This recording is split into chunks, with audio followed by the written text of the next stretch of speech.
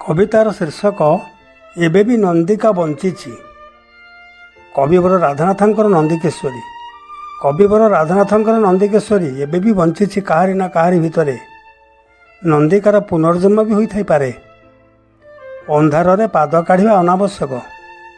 ଦିବାଲୋକରେ ନିଜର କୋଠରୀରେ ବି ମୃତ୍ୟୁବାଣ ଦିଆଯାଇପାରେ।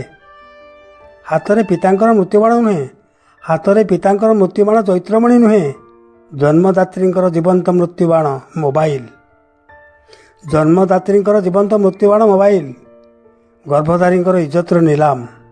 ସ୍ନେହମୟୀ ଜନନୀଙ୍କର ଚରିତ୍ର ସଂହାର। ଭଲ ପାଇବାର ନମୁନା ସ୍ୱରୂପ ଇଏ ତ ଗୋଟା ଭେଟି ମାତ୍ର। ବାତ୍ସଲ୍ୟ ମମତାର ପ୍ରତିଦାନ। ବାତ୍ସଲ୍ୟ ମମତାର ପ୍ରତିଦାନ ଇଏ। ଆରପଟେ ଚୋଳଗଙ୍ଗ ନୁହନ୍ତି, ଅନ୍ୟ କେହି ବର୍ତ୍ତମାନ ସମୟର ପ୍ରେମିକ। ଆନନ୍ଦରେ କୁରଳି ଉଠୁଥିଲା କି ଘୃଣାରେ ନାସିକ କୁଞ୍ଚନ କରୁଥିଲା ସିଏ ଜାଣେ। ସେ ବି ତ କାହାର ପୁଅ ନା, ସେ ବି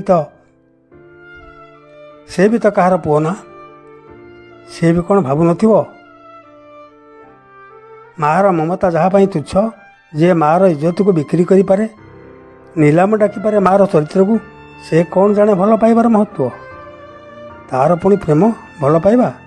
ସେ କେବଳ ଭଲ ପାଇବାର ଅଭିନୟ କରିପାରେ। ସେ କେବଳ ଭଲ ପାଇବାର ଅଭିନୟ କରିପାରେ। ତାଠୁ ପ୍ରେମ, ଭଲ ପାଇବା ଆଶା କରିବା ମୂର୍ଖାମି ଛଡ଼ା ଅନ୍ୟ କିଛି ନୁହେଁ।